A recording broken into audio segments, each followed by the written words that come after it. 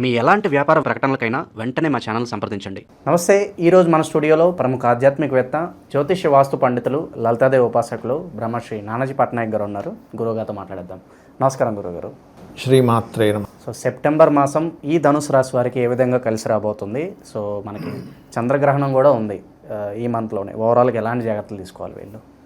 ఈ ధనస్సు వారికి మాత్రం 3వ స్థానంలో గ్రహణం చాలా మంచిదండి. అంటే డేర్ స్టెప్స్ తీసుకోవడానికి, కొన్ని మాట్లాడుకోవడానికి, అంటే ఏదైనా కొంత మూడ్లో గ్రహణం కాబట్టి ఏదైనా అగ్రిమెంట్స్ చేసుకునేటప్పుడు ఖచ్చితంగా చూసుకొని చేసుకోవాలి. ఇది డ్యామ్ షూర్గా చూసుకోవాలి.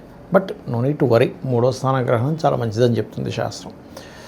అలాగే వీరికి ఈ మంత్ ఫస్ట్ హాఫ్ అయిపోయిన తర్వాత, అంటే ఒక 15వ తేదీ తర్వాత నుంచి ఎప్పుడైతే దశమంలో బుధాదిత్య యోగము అంటారు, అంటే కెరియర్ స్థానంలో ఎప్పుడైతే బుధాదిత్య యోగం పడుతుందో, లగ్నాధిపతి వెళ్ళి ఒక కేంద్రంలో ఉన్నాడు. ఎలాగో ఇక్కడ 2 విషయాలు మనకి మంచి చేస్తాయి. ఒకటి, ఎప్పటి నుంచో బంధువర్గంలో వారిని వివాహం చేసుకోవాలి, ఒక మంచి పొజిషన్ ఉన్న వాళ్ళని వివాహం చేసుకోవాలి. కొంతమంది కొన్ని ఉంటాయి, ఫ్యాంటసీస్ ఉంటాయి.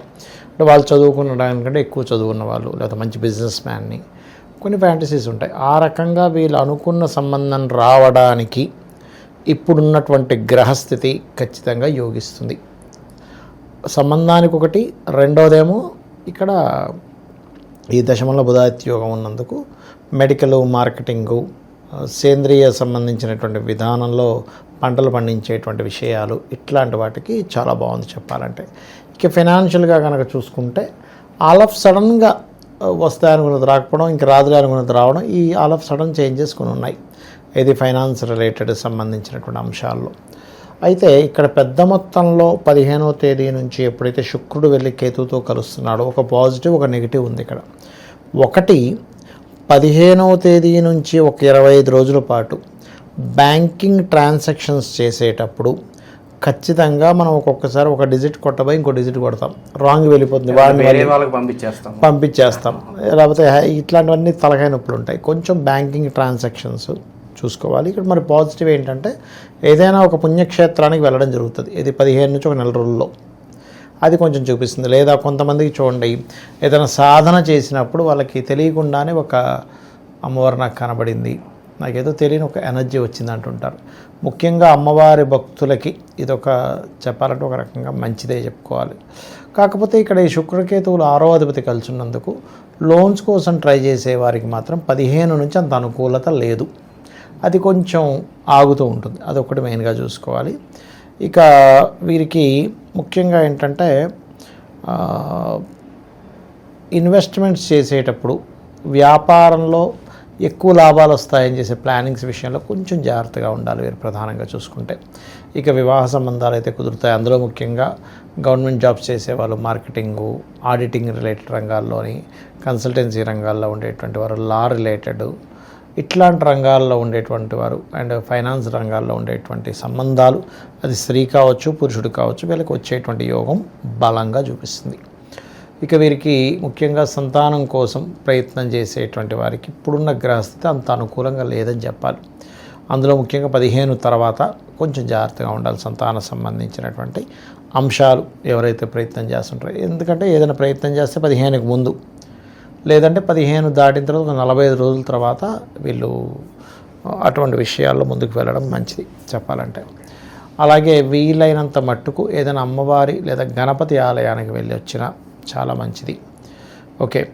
అండ్ ఇక్కడ ఏంటంటే కొంచెం సిబ్లింగ్ వరుస వాళ్ళతో కొంచెం స్ట్రెస్ ఉంటుందండి వీళ్ళకి, అదొకటి ఖచ్చితంగా చూసుకోవాలి వీరు. అది ఇక ఫైనాన్షియల్గా కెరీర్ పరంగా అయితే మంచి గ్రోత్ ఉంది. 2 జాబ్స్ చేయడము, ఏదైనా వీళ్ళు జాబ్ ఒకటే కాకుండా సైడ్ ఏదైనా ఒక బిజినెస్, సెకండరీ ఇన్కమ్. ఎందుకంటే వీళ్ళకి ఎట్లాగో లగ్నాధిపతి ఎప్పుడైతే సప్తమంలో ఉన్నాడో 4-5 నెలల నుంచి సెకండరీ ఇన్కమ్ స్టార్ట్ అయింది ఆల్రెడీ వీళ్ళకి. ఎందుకంటే లగ్నాలు ఆడింది 7th కదా, బుధరాశిలో ఉన్న సెకండరీ ఇన్కమ్ ఒక బిజినెస్లో చిన్నగా సైడ్ ఇన్కమ్ వచ్చేస్తుంది వీళ్ళకి. ఇంకొంచెం డెవలప్మెంట్ అవ్వడానికి బాగుంటుంది. కాబట్టి బ్యాంక్ ట్రాన్సాక్షన్స్, కొన్ని ఫ్రాడ్స్ జరగడం ఇలాంటివి ఉంటాయి. కాబట్టి ఈ జాగ్రత్తలు తీసుకుంటూ వీళ్ళు ఎక్కువగా లక్ష్మీ నరసింహస్వామి యొక్క ఆరాధన చేసుకుంటే అన్ని విధాలా బాగుంటుంది వీరికి. శుభకార్యాల పరిస్థితి అనుకూలంగానే ఉంటుందంటారా? శుభకార్యాల్లో ప్రధానంగా గృహం కట్టుకోవడానికి చాలా బాగుంటుంది. ఆల్రెడీ గృహం ఉండి మనం 2nd ఫ్లోర్ 3rd ఫ్లోర్ వేసుకుంటాం, అటువంటి వాటికి బాగుంది. వివాహంకి చాలా బాగుంది. పంట పొలాలు, ఇప్పుడు కొంతమంది ఏదో పొలం తీసుకుంటారు, దాంట్లో వాళ్ళు పంట పండించడం కూడా శుభకార్యమేనండి, ఎందుకంటే అది లాభం వస్తే అద్భుతంగా ఉంటుంది. సో అటువంటి వాటికి బాగుంది. అండ్ ఏదైనా కొత్తగా ఏదైనా సర్వీసెస్ స్టార్ట్ చేద్దాం అనుకున్నాను ఇంటి నుంచే, కొంతమంది ఇంటి నుంచే స్టార్ట్ చేస్తారు, ఎందుకంటే 4వ అధిపతి కేంద్రంలో ఉన్నాడు కదా. సో అటువంటి వాటికి, లేదా వీళ్ళ జీవిత భాగస్వామికి ఏదైనా ఏదైనా ఇంట్లో నుంచి ఏదైనా ఆఫీస్ పెట్టుకొని ఇతను సపోర్ట్ చేస్తూ ఉంటాడు, అటువంటి వాటికి కూడా బాగుందని చెప్పొచ్చు. ఇంకా స్థానచలనం కలిసి వస్తుందంటారు గురుగారు వీళ్ళకి? స్థానచలనం కలిసి రావడం అంటే ఒకటండి,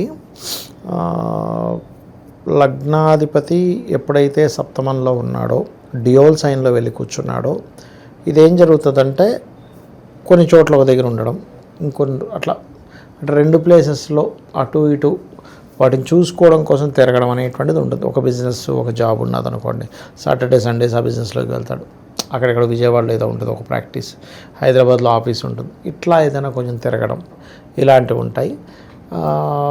కొంచెం చంద్రుడు ఎప్పుడైతే 3వ స్థానంలో గ్రహణం పడుతుందో ఇది కొంత సంచలనాన్ని ఇస్తుంది, ఎందుకంటే సప్తమంలో ఉండే గురువునికి కోణస్థానంలో చంద్రుడు ఉన్నాడు కాబట్టి ఏంటంటే ఇది విదేశాలు వెళ్ళాలనుకునేటువంటి వారికి, ఇలాంటి వాళ్ళకి ఇది యోగిస్తుంది చెప్పాలంటే, నాట్ బ్యాడ్ ఇది.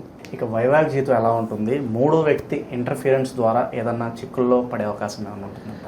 అంటే సర్వసాధారణంగా శుక్రుడు అష్టమంలో ఉన్నందుకు మొదటి 15 రోజులు కొంచెం అనవసరంగా, అంటే అత్తాకోడల మధ్యన కావచ్చు, ఆడపడుచు వల్ల కావచ్చు, ఒక స్త్రీ మూలంగా కావచ్చు, ఎందుకంటే ఈ లగ్నానికి శుక్రుడు పాపి, ఆయన వెళ్ళి మరి శత్రుక్షేత్రంలో పడ్డాడు, ఒక రకంగా షష్టమాధిపతి అష్టమం, ఒక రకమైన యోగం మళ్ళీ చెప్పాలంటే. కానీ ఇక్కడ జలరాశుల్లో ఉండేటువంటి శుక్రుడు ఈ లగ్నానికి పాపి కాబట్టి కొంచెం మనస్పర్ధలు వస్తుంటాయి మొదటి 15 రోజులు కూడా, దాని తర్వాత ఇబ్బంది ఏమి ఉండదు. వీళ్ళు ఎక్కువగా క్యారెట్స్ గోవుకి తినిపించడము, ఉలవలు నానబెట్టిన ఉలవలు తినిపిస్తారు కొంతమంది, లేదా ఉలవలు డైరెక్ట్గా దానంగా ఇవ్వడము, ఇవి మంచి ఫలితాలు వస్తాయి. ఎక్కువగా లక్ష్మీ నరసింహస్వామి ఆరాధన, లక్ష్మీ నరసింహస్వామి యొక్క కరావలంబ స్తోత్ర పఠనము, ఇవి చేయడం ఉత్తమం. సో ఏ పని చేసినా మనకంటూ కొంత అనుకూలత రావాలి, సమాజంలో కొంత పేరు గుర్తింపు రావాలి, పెండింగ్ లేకుండా అన్ని పనులు సాఫీగా జరగాలంటే ఏదన్నా మంత్రం ఉంటుందని నిత్యం చదువుకోవడానికి? తప్పకుండా అండి. ఫస్ట్ ఆఫ్ ఆల్ ఏంటంటే వీళ్ళకి 3లో గ్రహణం పట్టేటప్పుడు నేను చెప్పేది ఒకటే, ఓం లక్ష్మీ నరసింహస్వామి నమః చేసుకోండి గ్రహణ సమయంలో. ఓం దుమ్ దుర్గాయ నమః, ఎందుకంటే మనకి ఒక పేరు రావాలంటే ఒకటి ఆటోమేటిక్గా రావడం, లేదా మనం ఒక డేర్ స్టెప్ తీసుకోవడం. ఈ డేర్ స్టెప్ ఏదైతే ఉందో రాంగ్ స్టెప్ తీసుకోకుండా ఉంటుంది గ్రహణం రోజు ఈ మంత్రం చేయడం వల్ల.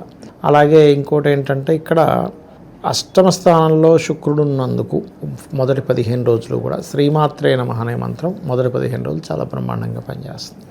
సో ఓవరాల్గా ఈ రాశి వాళ్ళ పరిస్థితి సెప్టెంబర్ మాసం ఏ విధంగా ఉండబోతుందో చాలా బాగా వివరించారు. ధన్యవాదాలు. శ్రీమాత్రే నమః.